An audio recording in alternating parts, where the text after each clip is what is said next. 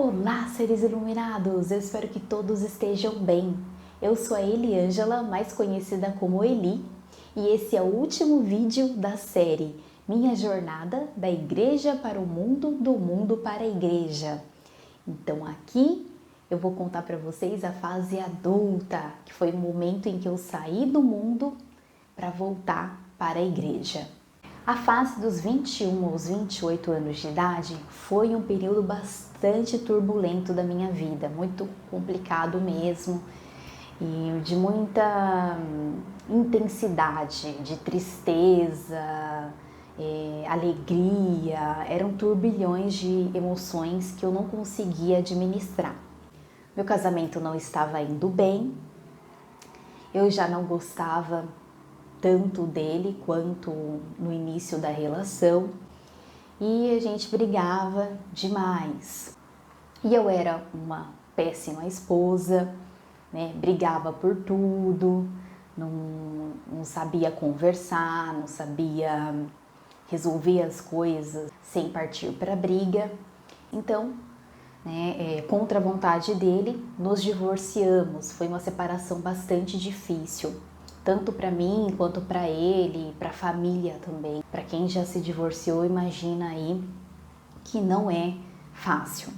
Eu saí de casa, fui morar numa república de meninas, já longe da minha família, tava com aquela sensação de liberdade, euforia, finalmente eu ia poder viver a minha vida sem preocupação com a minha família. E eu estava super empolgada, na república conheci várias moças, a gente fez amizade, várias histórias loucas, diferentes, e a gente saía para balada, ia para bares, e aí eu me entreguei, completamente, realmente, para o mundo e comecei a viver ali da forma que eu achava que me traria felicidade. Não vou entrar em muitos detalhes, porque vocês sabem, como que é viver num mundo, não tem muita regra, tudo é relativo, você faz o que você quiser e essas coisas aí só vai trazendo, na verdade, mais e mais tristeza e mais vazio para a nossa vida. Foi isso que eu fui percebendo, à medida em que o tempo foi passando e à medida em que eu me contaminava ainda mais com tudo que o mundo oferece. Então, na República, o que aconteceu?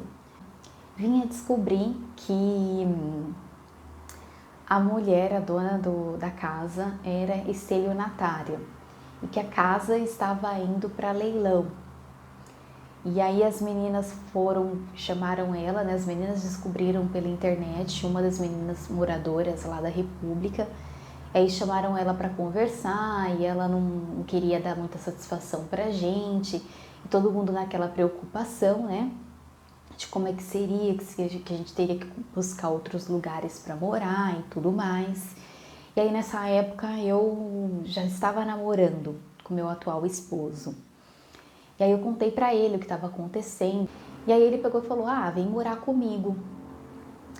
E aí, entre aquela dúvida de ir morar com as meninas com quem eu convivia pouco, que era só ali quando eu chegava do trabalho que a gente tinha aquela relação, ou quando a gente saía para balada, essas coisas, mesmo assim não era uma relação de confiança.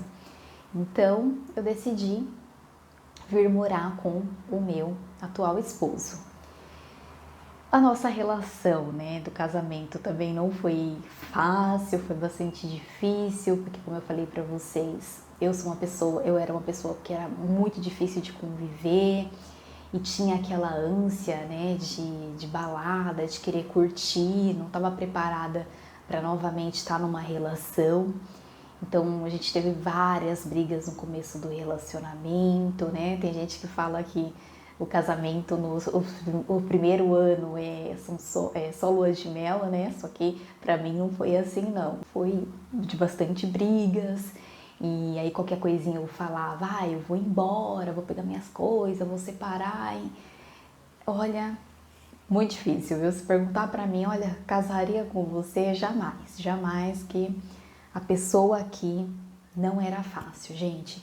eu sentia um vazio, sabe, um vazio muito grande, uma sensação como se faltasse alguma coisa, sabe, para me completar. Eu não me sentia completa.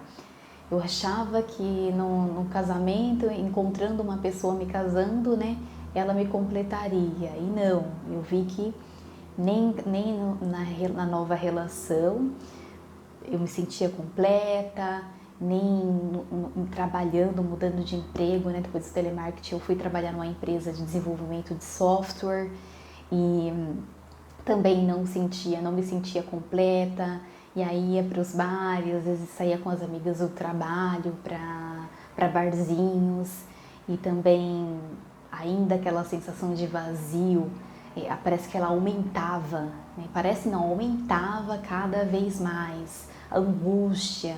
E aí eu fui procurar ajuda de psicólogos, né? Fiz terapia durante um tempo, também não me ajudou. Eu me sentia mal, sabe, de ter que ficar relembrando o passado, né, tudo que aconteceu de violência doméstica dentro de casa, da minha relação com meu pai, né, bastante complicada. Então, nesse período que eu me separei, a minha relação com a minha mãe ficou conturbada, porque eu não recebi o apoio dela. Então, foi bastante difícil para mim, me afastei, né, também da minha mãe, então já não tinha relação boa com meu pai, com a minha mãe também ficou bastante estremecida, né, depois do meu divórcio, e aí dessa nova relação também que estava difícil para ela, né, aceitar. Então, tudo isso, né, todo esse mix de emoção que eu não conseguia administrar e esse vazio todo foi me trazendo mais e mais angústia, que eu não deixava transparecer, né, para as pessoas. Eu tentava mostrar que era uma mulher forte e tinha aquela necessidade também de me defender, sabe? Se alguém vinha, falava alguma coisa que eu não gostava, lá tava eu com um tijolo nas mãos, pronta para atacar. E nessa empresa de software tinha até um rapaz que era da mesma igreja que os meus pais frequentavam. A gente tinha uma relação bastante próxima. Ele me falou que eu era uma pessoa que me defendia muito, sempre na defensiva, sendo agressiva. Então receber esse feedback dele foi super importante, porque eu senti, né, a necessidade de que eu tinha que mudar, que eu tinha que melhorar. Além disso, eu também tenho uma grande amiga que sempre falava para mim: Eli, sua vida fica presa assim desse jeito, você não evolui, você sente que não está progredindo por conta dessa mágoa, né, dessa angústia toda que você carrega do seu pai.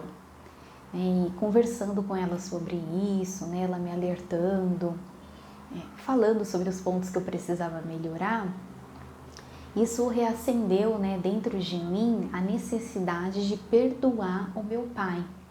Eu comecei a buscar isso, né, dentro da terapia, né, com a ajuda psicológica, infelizmente não me ajudou muito, porque me machucava demais ter que relembrar tudo que eu já tinha passado na infância, né? E aí eu não aguentei e decidi parar com a terapia. Falando aqui um pouco para vocês sobre beleza. Então, como eu falei para vocês, eu era uma mulher muito segura, não me achava bonita, então usava maquiagem, usava roupas mais justas para me sentir mais bonita. E o cabelo também, não gostava do meu cabelo crespo, então usava bastante química nos cabelos. E aí começou a surgir uns movimentos de mulheres questionando essa necessidade da gente usar tantas químicas, por que não assumir o cabelo crespo? Eu comecei a me engajar, a me interessar, comecei a refletir sobre isso e aí resolvi, né, assumir os cabelos naturais.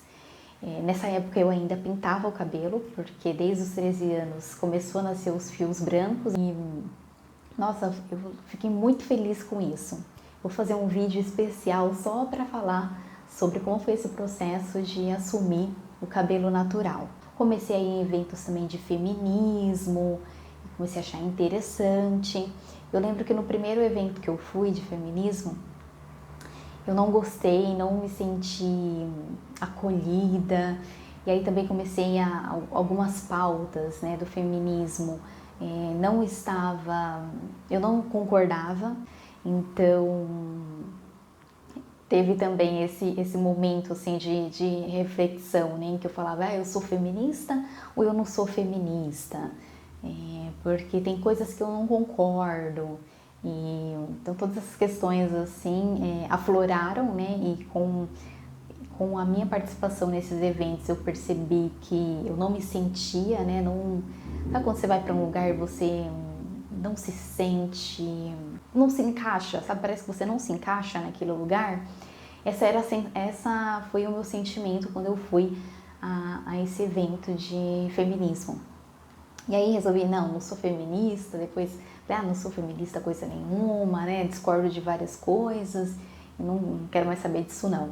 Então, seres iluminados, esse é um resumo aí do que aconteceu nessa fase dos 21 aos 28 anos de idade.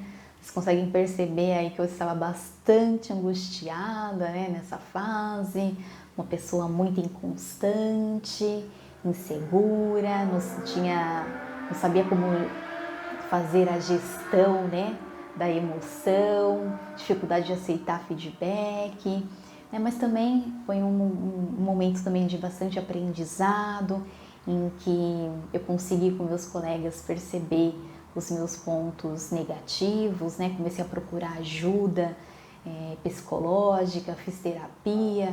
Então, apesar dessa tristeza que eu sentia, insegurança, eu nunca me entreguei assim completamente, né, a tristeza e tudo mais. Sempre procurei meios de procurar ajuda, de tentar melhorar, né, apesar de tudo. Então, no próximo vídeo, vou contar aí, a gente continua aí falando sobre a fase adulta, dos 29 até os 34 anos, que é a idade que eu tenho atualmente. Se você gostou, curte, né? Deixa o seu comentário também, tá bom? Para que esse vídeo ele possa aí atingir mais pessoas. Deus abençoe vocês grandemente.